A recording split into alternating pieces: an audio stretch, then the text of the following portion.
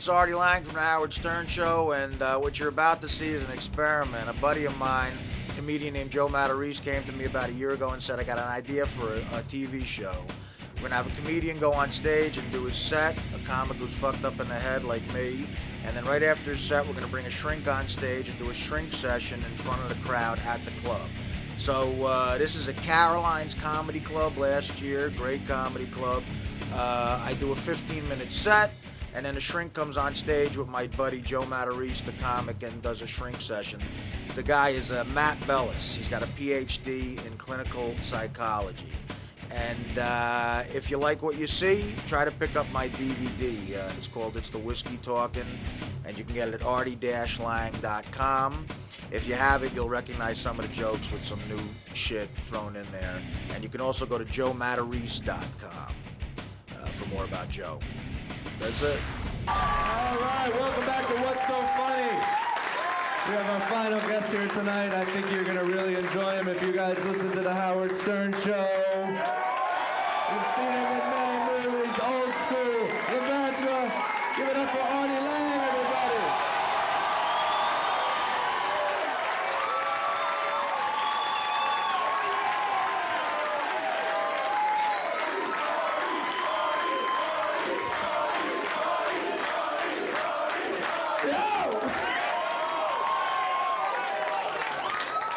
What's going on, Caroline? Salud, motherfucker. People want to know why this show's good for me, why I might need a shrink. Earlier, Pete announced that I wasn't drunk and 300 people booed. As I'm walking on stage, a beautiful girl who looks like an accountant or something hands me a Jack and Water. I'm a man of the people. I'll drink the Jack and Water. Not like a Jack and Water before a shrink session. But I think I need a shrink because I'm starting to get like some of my old Italian uncles. I'm starting to yell out that certain minority groups are taking over, you know, like... like gay people have taken over, I think. They've taken over television, that's for goddamn sure. Like, the network Bravo, an entire network, you know what their new slogan, and this is true, their new slogan is, now we're twice as queer. The fuck is going on, guys? Like, how do you get twice as queer? Like, just when you thought we couldn't fit another cock on screen, we shoved one in there. That guy Carson Kressley from Queer Eye's getting fucked in his mouth and his ass, and you're like, wow, this couldn't get any more queer, you know? And then out of nowhere, two black cocks ear fuck him, and you're like, holy shit! This just got twice as queer. I think I'll put the Yankee twin game back on. Fuck it. It's cool to be gay nowadays. I mean, you know, if you're not gay nowadays, you're a fucking homo. I was actually on that show, Queer Eye. Anybody see me on Queer Eye for the Straight Guy? I'll tell you what, man, that's the last time I mixed liquor and homosexuals. That's right. But I learned something from being on that show. It's hard being around five gay guys all day because you always feel like you have to adjust the conversation so they can relate to it, you know? You're with five gay guys and you go, yeah, so the other day I was playing football. I mean sucking dick.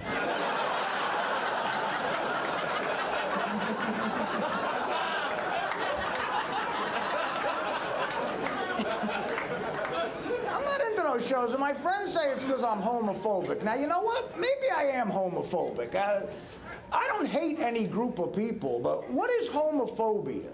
Phobia, it's a fear of something. It means you're afraid. Now, if you say to me, Art, are you afraid of getting fucked in the ass?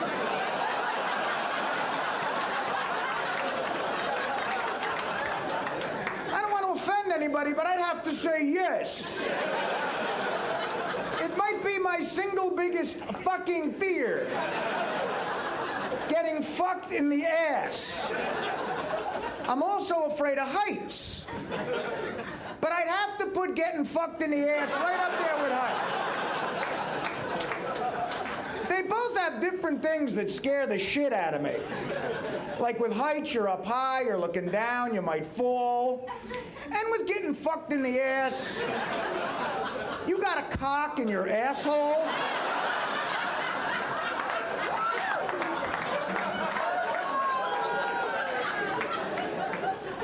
You know what would suck? I don't know about you, Carolines, but this would be a shitty afternoon for me. Is if someone took me to the top of the Empire State Building.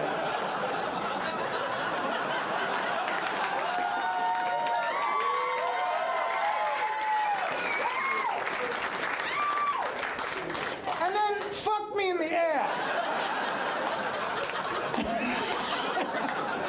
That would kind of ruin my day.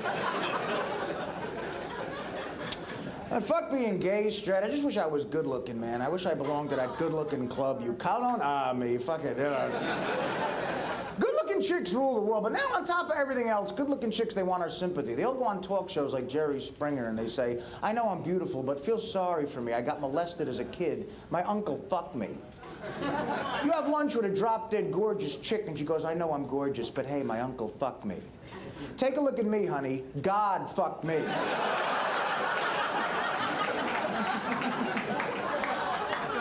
I got fucked by a guy a little more powerful than your loser uncle. Now blow me. And if you need air, yell uncle.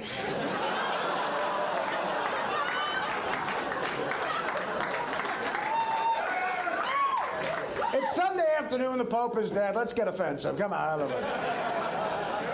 I'm trying to get good looking. Someone said, oh, you want to get good looking, you got to lose weight. They said, you want to lose weight, go swimming. I've never been swimming before in my life. And that's because it's never been more than a half an hour since I last ate.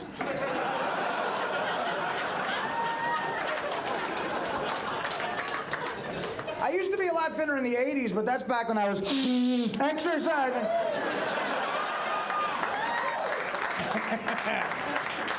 Here's a piece of advice if you still do cocaine. Only do cocaine if you're good looking. It sucks doing cocaine when you're ugly. Because every time you do a line, you got to see your fucking face in the mirror.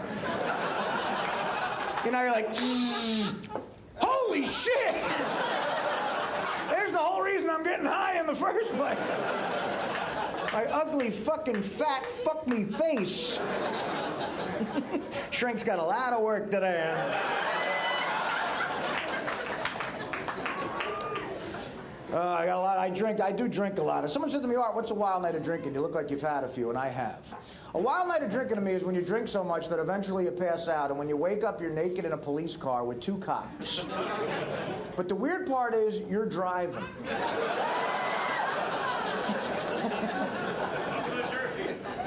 I got a lot of vices I'm trying to work through. Over the years, I've also developed an enormous gambling problem. You're not in show business for 12 years and dressed like this without a bad gambling problem. I was making 35 grand a week on a sitcom. I'm wearing the same sweatshirt I wore at a Rush concert in 1981.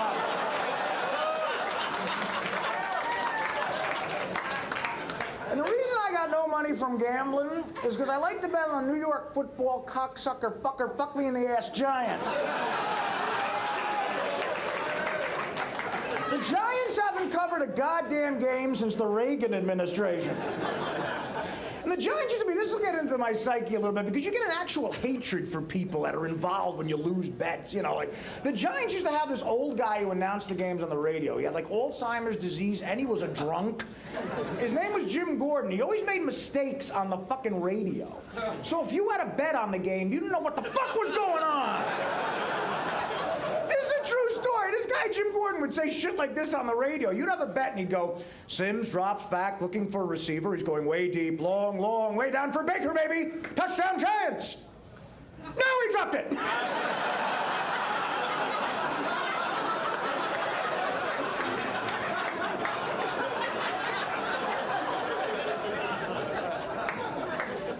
Mega takes the ball at his own 32. He breaks a tackle. He's across midfield, 45-40, 35-30. He's got one man to beat the kicker. He's by the kicker. He'll score.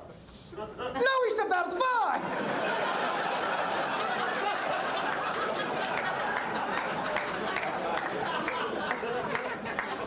One time, this was years ago, I had $500 to my name.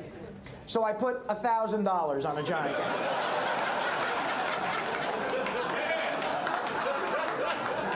You want to spruce up a boring Sunday, Caroline? I'm not going to tell you what. Put double your net worth on a football game and then get drunk watching it. Beats the shit out of any New Year's Eve you'll ever fucking have. So I got all this money on the game, and here's what this cocksucker says on the fucking fuck radio. Giants have the ball, 4th and goal from the 1. Tillman, the lone setback. Handoff, Tillman.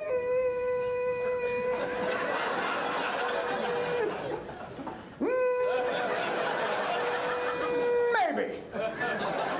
He's in. Wait, no, I can't see it. Now word from Toyota.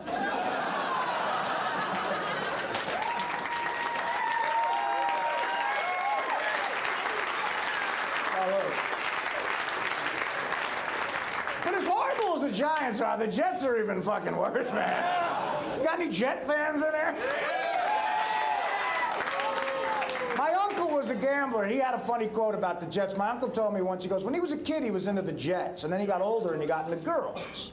And then he got back into the Jets, and he said the reason for that was he realized there were times when a girl won't fuck you, but the Jets will always fuck you.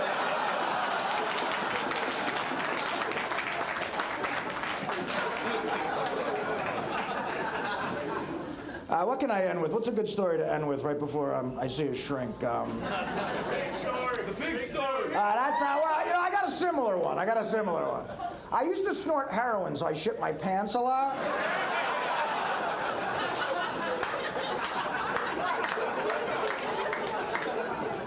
When you shit your pants, do it at home. Don't do it in a car with your buddies, because that's fucking embarrassing. Funny story about that. Years ago, I go out with my friends. It's like a Tuesday night. We get all heroined up. We're in my buddy's 76 Nova. 2 guys in the front, 3 in the back. I'm behind my buddy Anthony, who's driving. And halfway home, I go, dude, pull over. I got to shit. He goes, fuck you. I go, Anthony. It's Artie talking to you. I got to shit. So he pulls over. I go into the woods to shit. And you know how when you're shitting in the woods,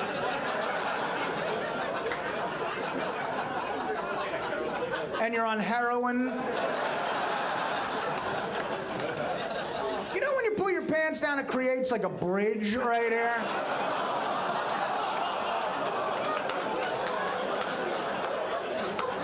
A lot of you girls know this from getting fucked in cars. Oh, fuck off. What I did was I was so fucked up, I shit into my pants, pulled my pants up, I got back in the car.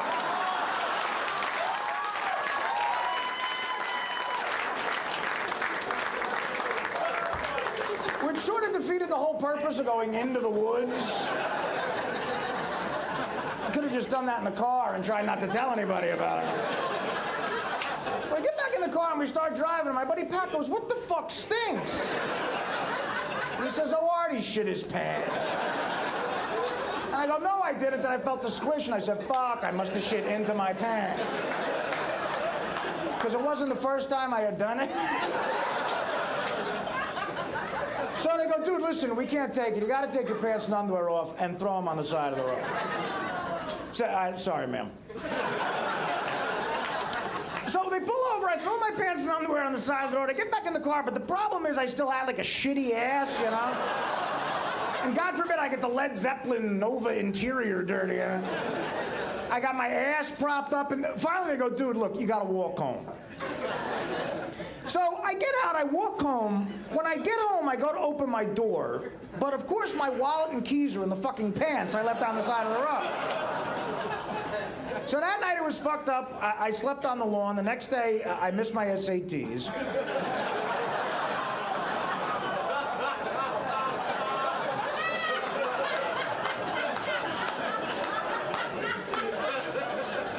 But as I sobered up, I said to myself, how fucked up is this situation?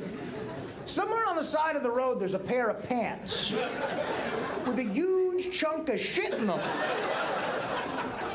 And And the only other thing in them is my ID. Tom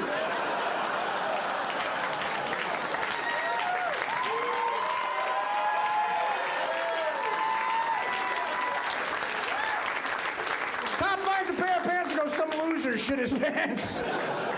Here's his name, picture, and address. All right, guys, listen, they have the work cut out for them, so I'm going to get off. That's my time. Thanks for coming out. We'll see what happens.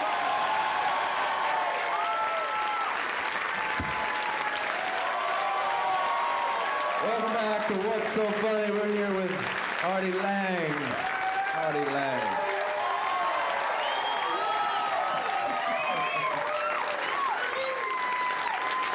I just realized I'm in a shrink session with a Jack and Wood. That's beautiful. There's no rules here. Yeah, you gotta get two of them though. Right, I'll chug you. Yeah, exactly, thank you. Thanks for not getting that, by the way. I said two of them. I work with you sometimes on the road. I was enjoying you because I said to you in the commercial break, this was the first set I've seen you without going fire when you came up.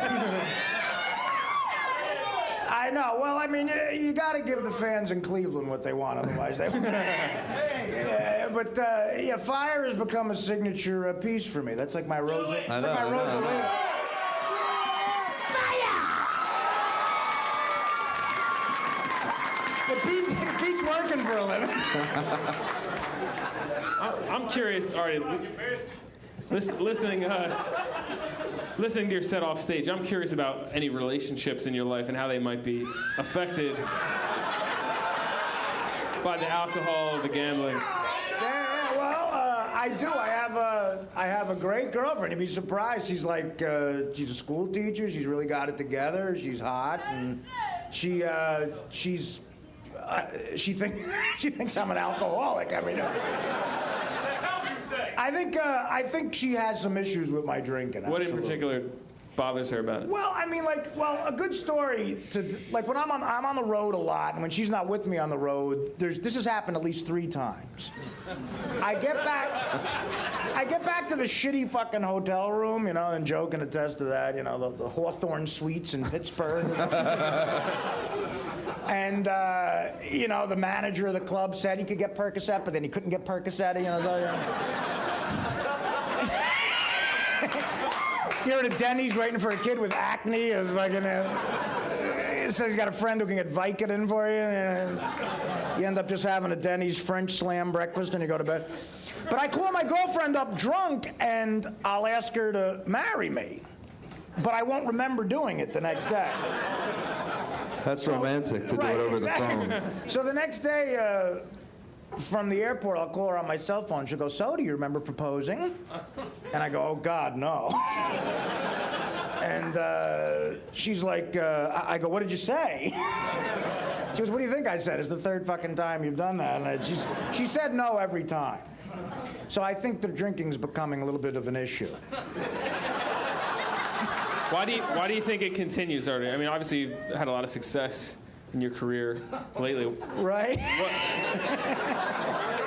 Yeah, what would a completely sober Artie's sound like? I don't know. I don't think I've been completely sober since I was about, I hit a double in Little League in 1978.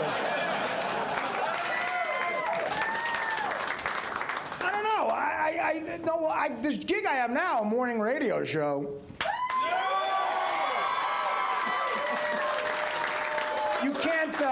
You can't be drunk there, obviously. Although right. When we go to Vegas, I get drunk.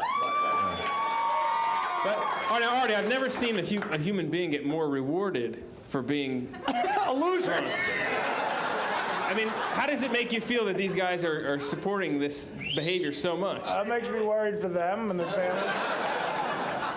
I mean, it's like, I think I'm going to be fine, because I used to do the same thing to Kinnison, and a bad example.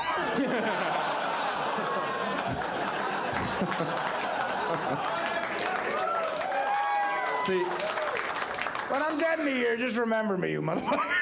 oh, I'm curious, Matt, because you're a psychologist, and I'm curious because I noticed that he will quit for the Howard Stern show, he doesn't do it, but the relationship doesn't get him to the point of I have to stop, even though she's probably broken up with you how many times over it? I'm guessing. 5 or 6, maybe. 5 or 6 times? 5 or 6 times. I mean, like, it's just 7 now. No, I mean, but no, the Stern show hasn't got me to completely stop drinking. One thing did, when I was like 28 years old, I went to a doctor, and he told me that I had to stop for like 6 months because I had liver enzyme problems. This was like in fucking 19, this was like when I was 24. And so I stopped for like 6 months. I went back and he said it was fine. And since then, I mean, 10 years of... That's funny. I'm fine, yeah, you know. That's like I had a cholesterol problem, so I stopped eating cheese for like 6 months. Right. Lowered it a ton, and then it went down, and now I eat cheese and... I actually had it was a doctor in L.A. who had a sense of humor. Like everybody in L.A. seems like they want to be in show business, so they try jokes out on you. And I used to drink a lot of tequila when I was in my 20s, and the doctor took an X-ray of my liver, and he really said this. The guy in L.A. told me my liver's wearing a sombrero. And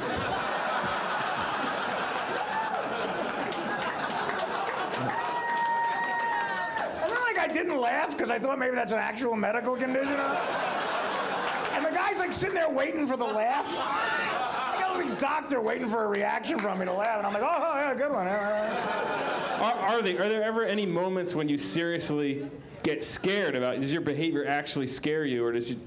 Yes, sure, absolutely. Yeah, I mean, well, there's nothing worse than waking up at a Holiday Inn in Cleveland and realizing that the night before you spoke publicly. And you can't remember any. Like you had a microphone in front of people that paid to see you, and you can't remember what you said. So why do you think it keeps happening? All the things with Zayn and all the things I don't know, at the clubs man. where you're waking up in the morning. Why do you think you continue? I don't know. Maybe think- that's something we should talk about when there's not 300 people. I don't know. I mean, I like to drink. I like being, someone had a quote about drinking, like people who don't drink when they wake up in the morning, that's as good as they're going to feel all day. I like to feel better. I've always liked being, like the first time I got high, I'll never forget it. I was like, fucking, wow, this is great. This is better. And that's what happens. You get addicted to escaping shit, you know? So instead of like sit-ups, I would, do a drug.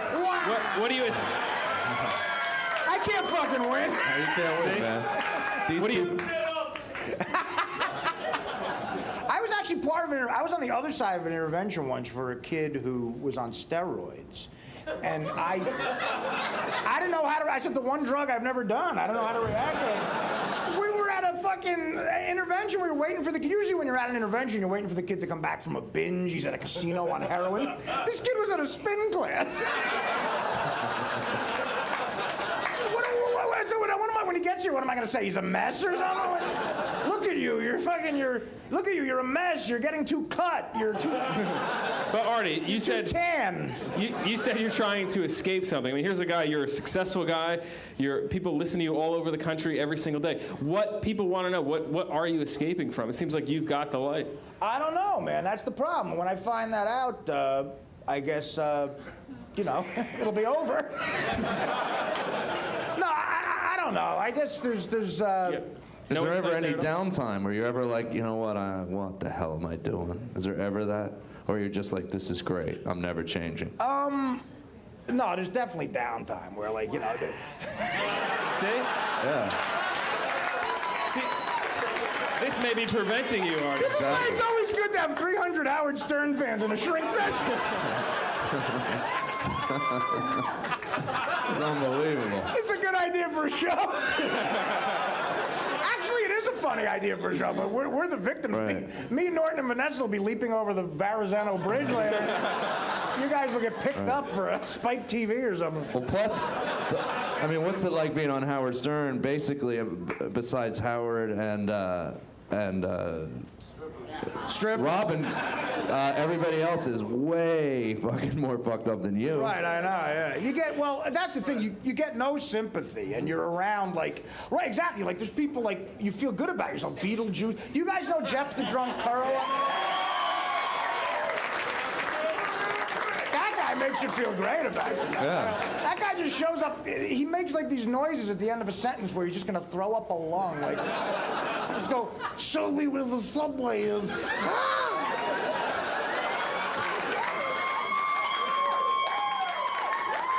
And he's my exact age. He's 37. Right. And he looks like, you know, he's 50, which is, so it makes me feel good about Beetlejuice. How do you not feel good about yourself? Exactly.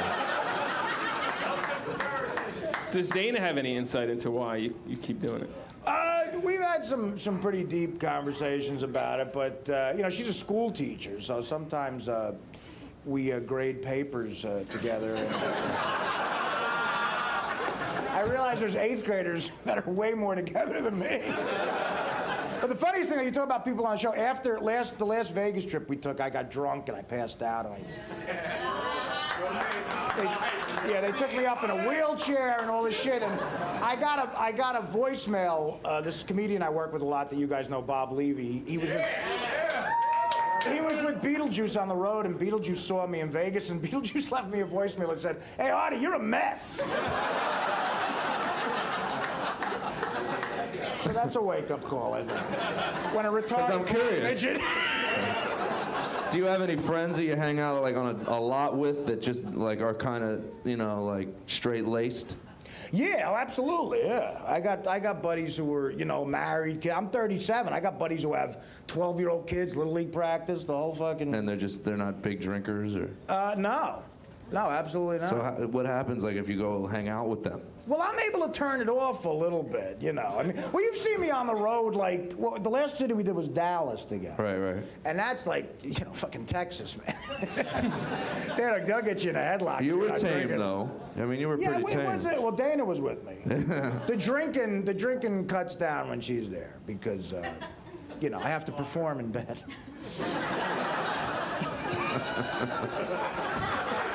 Honey, this is your 5 seconds.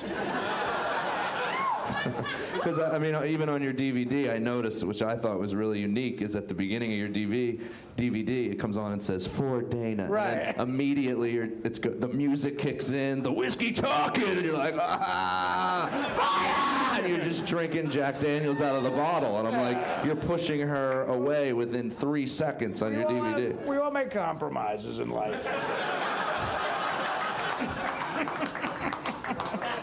Do you think alcohol reduces anxiety for you, like when you're on stage in social absolutely. situations? Oh, God, yeah. Do you think that's maybe a real reason why you go to it? Sure, yeah. I mean, again, it's like, you know, you get into comedy because you don't want to work for a living, you know.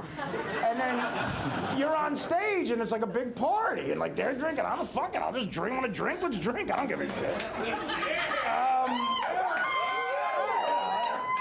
I've gotten to the point where I can somewhat get through my act drunk, and at the end, you know, you're like fucking. I mean, I used to work construction. I was a longshoreman, and I couldn't drink there. Although I did. Well, thanks a lot, Artie. We're gonna be right back with Artie Lange with some questions from the audience. Welcome back. What's so funny? We're here with Artie Lange. We got some questions from the audience for you. So my question is, do you think if you were to stop drinking, it would kill your creativity and you wouldn't be as funny if you stopped? I mean, look, I'm realistic about life. Me in a wheelchair in Vegas, shitting myself, is funnier than any joke I'm ever gonna write. But, no, I mean, like, again, like I always try to say, like, the 4.5 hours on the Stern Show, I'm not drunk and I'm pretty creative there, so I think it'll be all right, but I'm gonna retire long before I stop drinking, so hopefully. Yeah, thank you. Exacts, buddy. Thank you very much.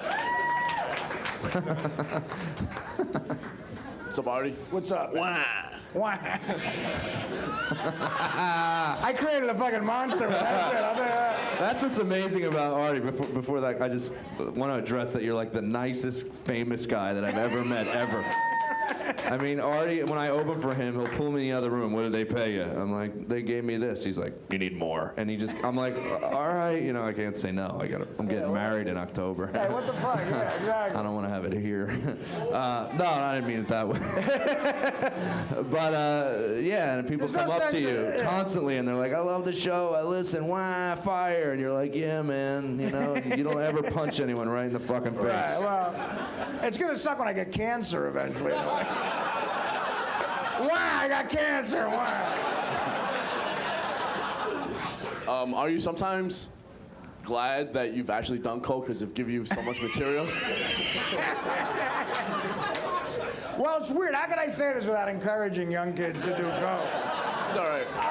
You know what? No, I'm not glad I did coke. It did give me a couple of great stories, but there's nothing. I was in rehab with a kid once who said a real profound thing about coke. He said the best part about cocaine is going to get it. Everything else sucks, man. Running out of it is the most suicidal feeling, you know. Costs a lot of money. But like, yeah, if you're in Cincinnati and a kid knows someone who can get it, like that drive over is great, you know. But everything else blows. So I wish I never went through the rest of the shit. You know? Good answer. That's true. The afterwards is the worst. The before.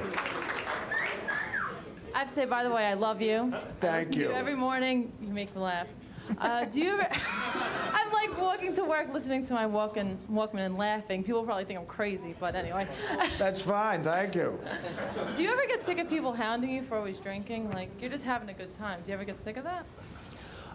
Yeah, you know, I mean, some people get on their high horse. There's a lot of self-righteous people out there who feel they've found out the meaning to life, and they always want to tell you about it. Like the first time I went to AA, and I've gone several times. You know, everybody told all these stories, and I looked around the room, and my observation was, God, a year ago, this would have been a fucking great party.